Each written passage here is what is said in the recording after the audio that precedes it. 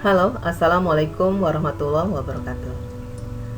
Teman-teman, kali ini saya akan mencoba menyampaikan kembali materi yang sudah saya berikan pada kegiatan in-house training di SMP Negeri 4 Rangkas Bitung pada tanggal 25 Oktober tahun 2021, yaitu tentang filosofi Ki Hajar Dewantara.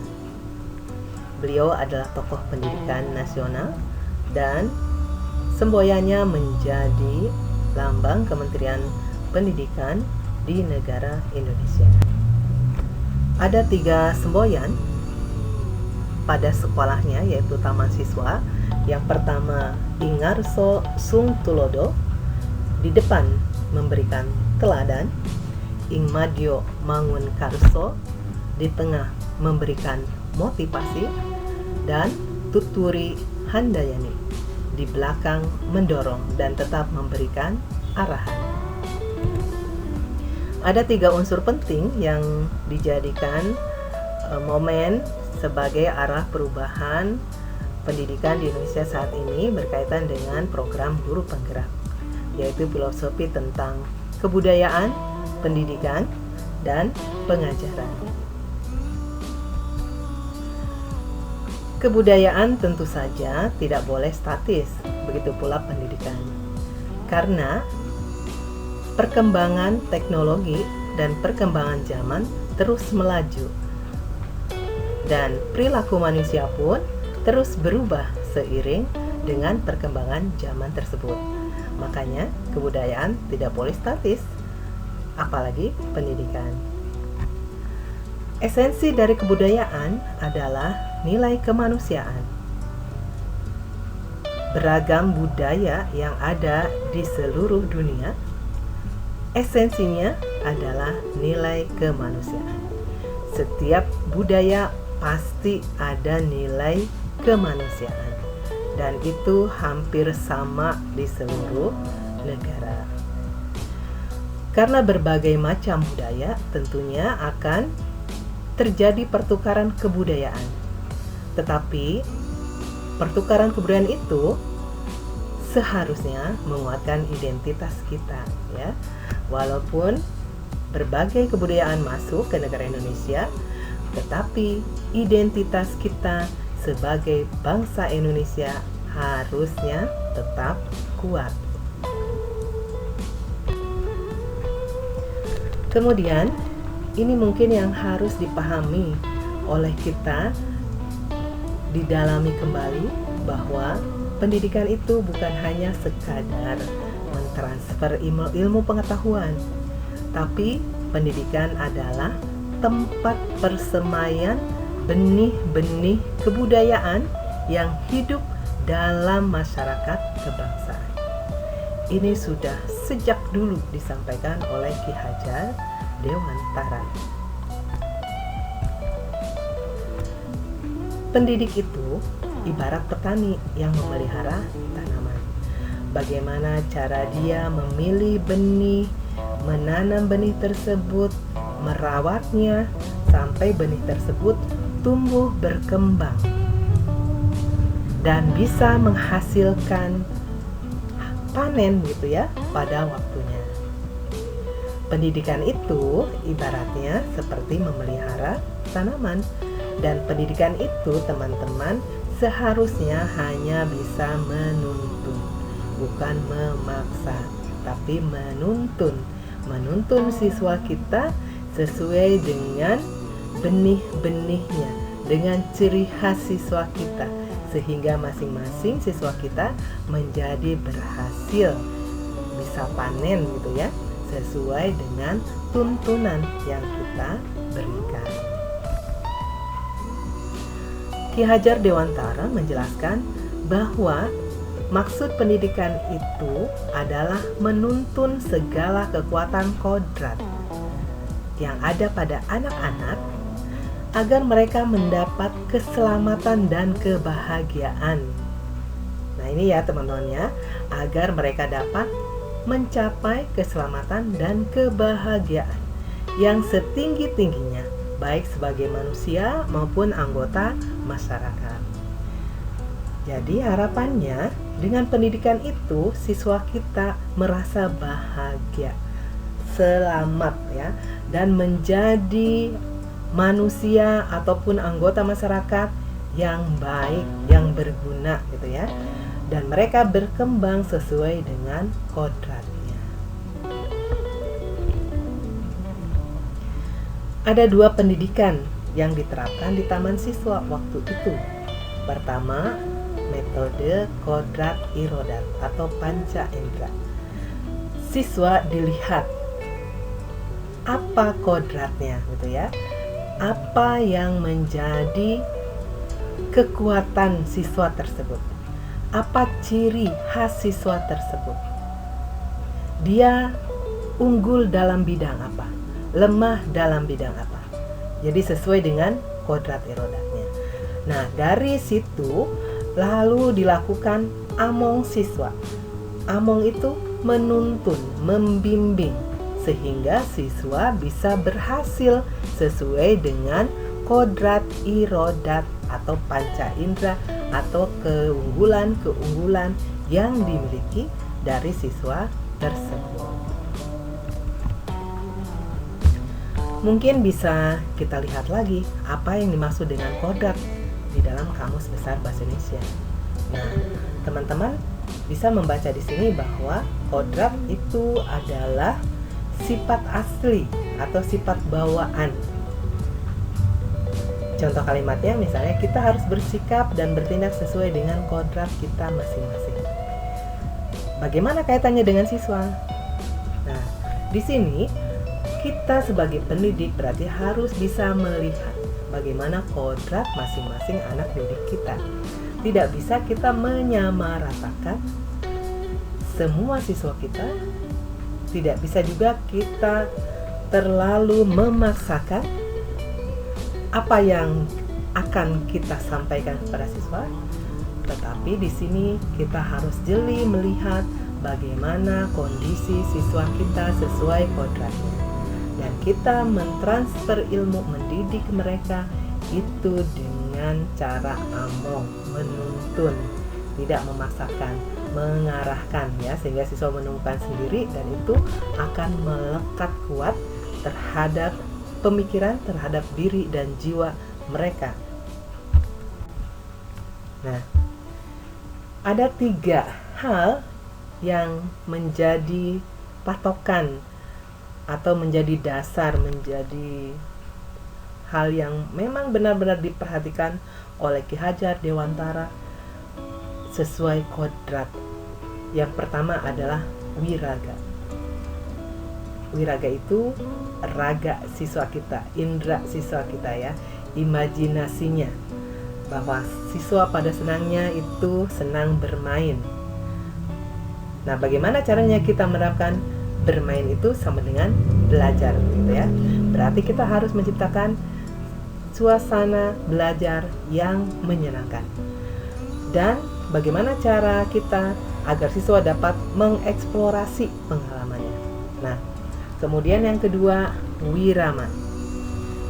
Wirama itu sesuai dengan kesehariannya, irama kesehariannya. Bagaimana siswa bisa bertanggung jawab akan dirinya, akan hal-hal yang perlu dilakukannya. Bagaimana cara kita membiasakan siswa agar wiramanya, kesehariannya itu sesuai dengan yang diharapkan gitu ya. Dan terakhir adalah wirasa. Wirasa itu berkaitan dengan keselarasan dengan semesta. Nah, sedangkan Erik Erikson dalam perkembangan psikososialnya mengatakan bahwa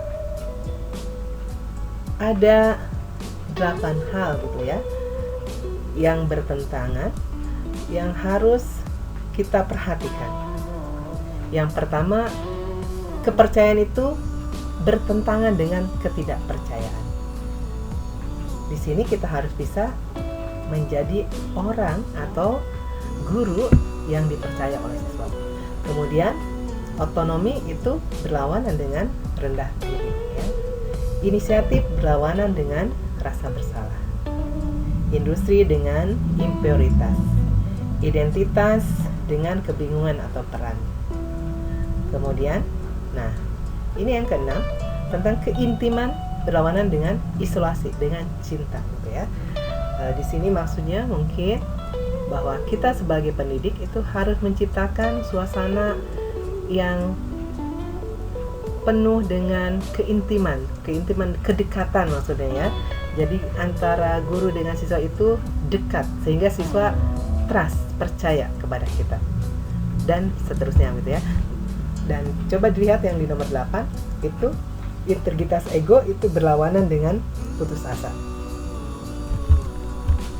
Kemudian ada tiga kerangka, ada tiga kerangka perubahan yang disampaikan oleh Ki Hajar Dewantara.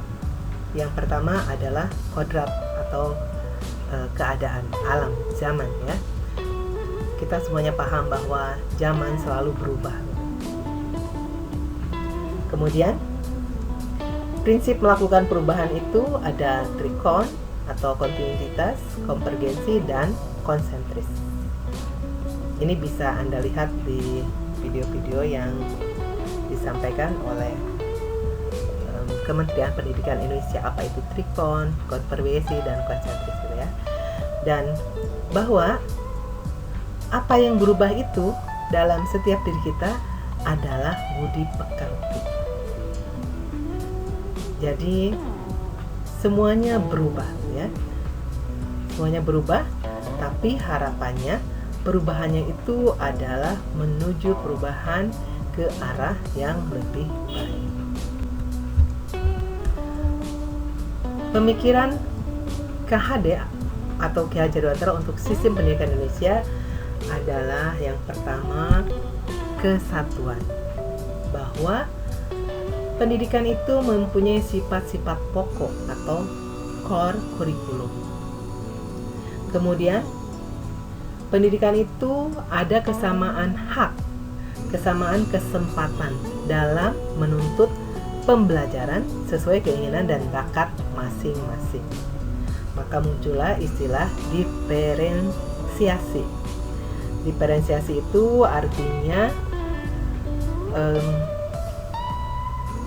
perbedaan yang ada pada siswa, tetapi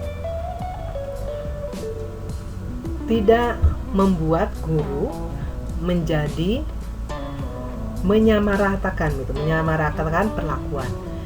Jadi di sini guru memberikan pilihan, memberikan diferensiasi, kebebasan memilih apa yang sesuai dengan pikiran dan perasaan siswa, sehingga siswa dapat mengembangkan bakatnya yang dimilikinya untuk lebih berkembang sehingga dia berhasil menemukan apa sih keunggulan dalam diri saya itu.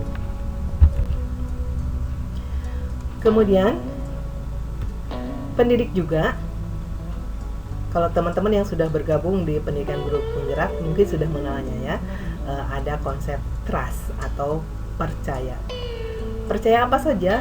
Yang pertama, bahwa percaya bahwa semua murid dapat menggapai sesuatu selaras kodratnya. Jadi tidak ada siswa yang gagal ya. Semua siswa itu kita percaya bahwa mereka dapat mencapai sesuatu selaras dengan kodratnya. Kemudian yang kedua, percaya bahwa murid mampu mengambil kendali atas pembelajaran dan pencapaian mereka. Jadi mereka bisa mengendalikan proses pembelajarannya sesuai dengan hal yang menarik menurut mereka. Dan guru hanya membimbing saja. Kemudian yang ketiga, percaya bahwa dalam proses belajar hubungan guru murid adalah kemitraan. Jadi tiga hal ini teman-teman, konsep-konsep yang sebetulnya sudah lama tetapi perlu diingatkan kembali gitu ya, bahwa kita percaya murid itu bisa mencapai sesuatu, bahwa mereka mampu mengambil kendali atas pembelajaran yang mereka lakukan, dan bahwa kita dengan siswa itu adalah kemitraan. Kemudian, bagaimana dengan pengajaran? Pengajaran tentu saja adalah bagian dari pendidikan. Pengajaran itu sering dikaitkan dengan pengetahuan, sering dikaitkan dengan transfer ilmu. Tujuannya agar mencerdaskan siswa, gitu ya. Nah, tapi sebaliknya, pendidikan itu seyogianya dibangun setinggi-tingginya, sedalam-dalamnya, selebar-lebarnya, agar anak kelak dapat membangun kehidupannya lahir dan batin dengan sebaik-baiknya. Jadi bukan hanya sekedar transfer ilmu, bukan hanya sekedar membuat siswa cerdas, tapi membangun kesempatan, membuka lebar-lebar, membuka setinggi-tingginya gitu ya, sedalam-dalamnya, sehingga anak menemukan sesuatu yang dicarinya, bahkan bisa menimbulkan kebahagiaan lahir dan batin pada diri anak didik kita. Nah, David Copprider juga mengatakan bahwa sebuah paradigma dan pendekatan dipakai sebagai model manajemen perubahan yang fokus pada kekuatan, apa yang telah dimiliki dan apa yang dapat dilakukan. Ini tantangan buat kita sebagai pendidik. Jangan melihat kelemahan siswa gitu ya. Ubah paradigmanya, lihatlah kekuatannya gitu ya. Apa yang dimiliki siswa, apa yang dapat dilakukan siswa ya. Kemudian ini juga ada 5D cycle appreciative inquiry. Yang pertama, define, apa yang ditemukan gitu ya. Kemudian discover, kita apresiasi gitu ya. Nah, dalam define, saya ulangi, kita buat pertanyaan utama, apa yang akan kita temukan gitu ya. Apa yang siswa coba temukan dalam pembelajaran yang kita lakukan. Kemudian kita arahkan siswa bisa mengambil pelajaran, discover, appreciate the best of what is. Kemudian gali mimpi, dream ya, imagine what could be ya. Kita tanamkan siswa itu supaya dia bermimpi ya, punya mimpi, punya harapan gitu ya. Lalu ajak membuat rencana gitu ya. Ajak membuat rencana, desain, determine what should be, dan atur atau eksekusi. Ini lebih dikenal istilahnya dengan pembelajaran menggunakan metode Bagja. Nah, silahkan gabung dengan guru penggerak, nanti di situ akan lebih dalam lagi dibahas. Tapi secara selintas saya akan coba sampaikan bahwa Bagja itu adalah metode yang memulai prakarsa perubahan yang mengapresiasi sisi positif atau kekuatan atau aset, sehingga menguatkan individu dan semangat gotong royong, mendorong perjumpaan multi unsur dalam meningkatkan kualitas layanan pendidikan yang berpihak pada murid. Demikian yang coba saya sampaikan, mudah-mudahan ini memancing banyak keingintahuan gitu ya. Dan lebih tepatnya bergabunglah dengan program guru penggerak. Di sana Anda akan mendapatkan lebih dalam tentang hal-hal yang saya sampaikan tadi. Terima kasih atas perhatiannya. Mohon maaf apabila ada kesalahan dalam penyampaian. Tetap semangat. Salam sukses dan jaga kesehatan selalu. Sukses terus pendidikan Indonesia. Assalamualaikum warahmatullahi wabarakatuh.